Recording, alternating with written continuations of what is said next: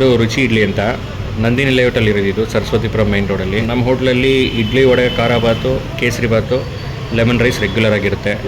ಜೊತೆಲಿ ಒಂದು rice item daily change ಆಗ್ತಾ ಇರುತ್ತೆ. ಸೊ ನಾವು ಯಾವುದಕ್ಕೂ ಇಡ್ಲಿಗಾಗಲಿ, ವಡೆಗಾಗಲಿ, ಖಾರ ಬಾತ್ಗಾಗಲಿ ಯಾವುದಕ್ಕೂ ಸೋಡಾ ಉಪಯೋಗಿಸೋದಿಲ್ಲ. ಆಮೇಲೆ ಯೂಸ್ ಮಾಡೋದೆಲ್ಲ ರಿಫೈನ್ಡ್ ಆಯಿಲ್, ಪಾಮ್ ಆಯಿಲ್ ಯಾವುದು ಯೂಸ್ ಮಾಡೋದಿಲ್ಲ. ಟೇಸ್ಟಿಂಗ್ ಪೌಡ್ರು ಯಾವುದೂ ಉಪಯೋಗಿಸೋದಿಲ್ಲ.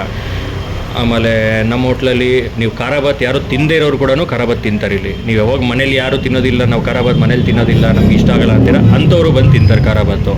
1 ಮಂತ್ ಆಯಿತು ಆಫೀಸ್ ಹೋಗ್ತಾ ಇಲ್ಲೇ ಬಂದು ಖಾರ ಬಾತ್ ತಿಳ್ಕೊಂಡೆ ಹೋಗೋದು. ಅಷ್ಟು ಚೆನ್ನಾಗಿರುತ್ತೆ.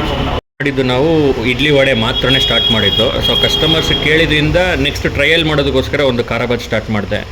ಜನ ಅದನ್ನು ಇಷ್ಟಪಟ್ಟರು, ಅದಂಗೆ ಕಂಟಿನ್ಯೂ ಮಾಡಿದೆ. ಮತ್ತು ಲೆಮನ್ ರೈಸ್ ಕೂಡ ಅದನ್ನೇ ಕಸ್ಟಮರ್ಸ್ಗೋಸ್ಕರ ಟ್ರಯಲ್ಗೋಸ್ಕರ ಮಾಡಿದ್ದಷ್ಟೇ. ಸೊ ಕಸ್ಟಮರ್ಸ್ ಅದನ್ನು ಇಷ್ಟಪಟ್ಟರು. ಎಲ್ಲ ಐಟಮೂ ಇಡ್ಲಿ ವಡೆ ಬಿಟ್ಟು ಇನ್ನು ಮಿಕ್ಕಿದೆಲ್ಲ ಐಟಮೂ ಟ್ರಯಲ್ಗೋಸ್ಕರ ಮಾಡಿದ್ದು. ಕಸ್ಟಮರ್ಸೇ ಫೈನಲ್ ಮಾಡಿರೋದು ಈ ಐಟಮು. ನಾವು ಯೂಸ್ ಮಾಡೋ ಉದ್ದಿನಬೇಳೆ ಬಂದು ಒಂದೇ ಬ್ರ್ಯಾಂಡು. ಫಸ್ಟಿಂದನೂ ನಾವು ಹೋಟೆಲ್ ಓಪನ್ ಮಾಡಿದಾಗಲಿಂದನೂ ನಮ್ಗೆ ಒಂದೇ ಕಡೆ ಮಿಲ್ಲಿಂದ ಡೈರೆಕ್ಟ್ ಇಲ್ಲಿಗೆ ಬರುತ್ತೆ. ಟಾಪ್ ಕ್ವಾಲಿಟಿ ಉದ್ದಿನಬೇಳೆನೇ ಯೂಸ್ ಮಾಡೋದು ನಾವು. ಇದ್ರೆ ನೆಮ್ಮದಿಯಾಗಿರಬೇಕು, ಇಲ್ಲ ರುಚಿ ಇಡ್ಲಿ ಬಂದು ತಿನ್ನಬೇಕು. ನೀವು ಕೂಡ ರಾಘವೇಂದ್ರ ಸ್ಟೋರ್ಸ್ ಮತ್ತು ವೀಣಾ ಸ್ಟೋರ್ಸ್ಗೆ ಫ್ಯಾನ್ ಆಗಿದ್ರೆ ಇಲ್ಲೂ ಒಂದ್ಸಲ ಟ್ರೈ ಮಾಡಿ, ಇಲ್ಲಿಗೂ ಫ್ಯಾನ್ ಆಗ್ತೀರಾ. ಇವರು ಫ್ರಾಂಚೈಸ್ ಕೂಡ ಕೊಡ್ತಿದ್ದಾರೆ. ಸೊ ನೀವೇನಾದರೂ ಹೊಸದಾಗಿ ಹೋಟೆಲ್ ಓಪನ್ ಮಾಡ್ತಿದ್ರೆ ಇವ್ರನ್ನ ಕಾಂಟ್ಯಾಕ್ಟ್ ಕೂಡ ಮಾಡ್ಬೋದು. Like and follow for more.